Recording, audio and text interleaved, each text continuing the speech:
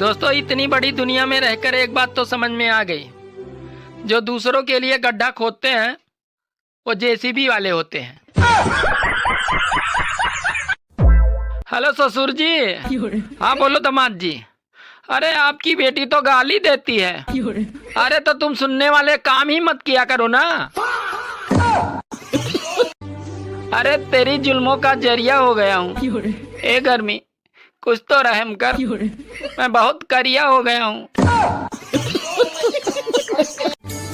सुनो जी। हाँ आपको पता है मेरे पापा बहुत हिम्मत वाले हैं। हाँ पता है, वरना चुड़ैल पालना इतना आसान थोड़ी था।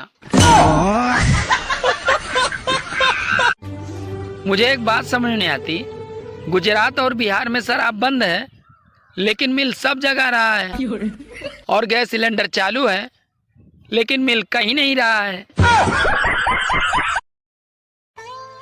सुनो जी। हाँ मेरे लिए भी नया साल ले आ दो, ये साल पुराना हो गया है। अरे कल नया साल आ रहा है, ले लेना। जा रहे थे, रास्ते में कुछ लोग मिले और बोले देखो कितने अत्याचारी लोग हैं, बेचारे गधे पर दो लदे हुए हैं, पैदल नहीं चल सकते। लोगों की बात सुनकर बूढ़ा आदमी गधे से नीचे उतर गया, पैदल पैदल चलने लगा। थोड़ी दूर चलने पर कुछ और लोग मिले और बोले देखो क्या जमाना आ गया है, कितना निर्दयी बेटा है, खुद तो मजे से गधे पे बैठा है और बेचारे बूढ़े आदमी को पैदल चला रहा है। बेटा भी शर्मिंदा होकर गधे से नीचे उतर गया। अब दोनों बाप बेटे गधे के साथ साथ पैदल चल रहे हैं। जैसे ही अगले गांव पहुंचे कुछ लोग जोर जोर से हंसने लगे।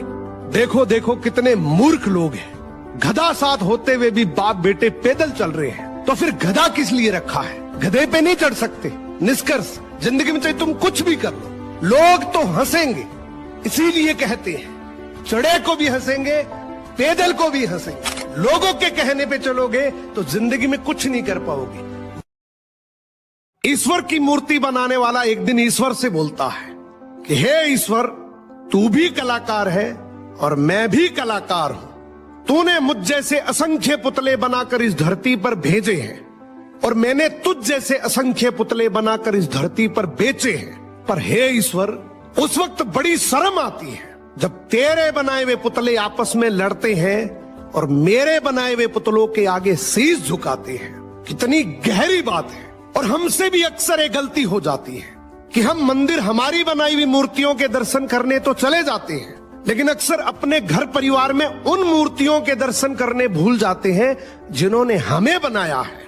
सो शिक्षा से पहले संस्कार, व्यापार से पहले व्यवहार, और यदि भगवान से पहले अपने माता पिता को रख दिया तो यकीन मानिए जिंदगी की हर कठिनाई का हल आपको मिल जाएगा। सुनो। हाँ नए साल में आपसे मिलने बाहर कोई आपका क्लासमेट आया है। क्लासमेट आया है?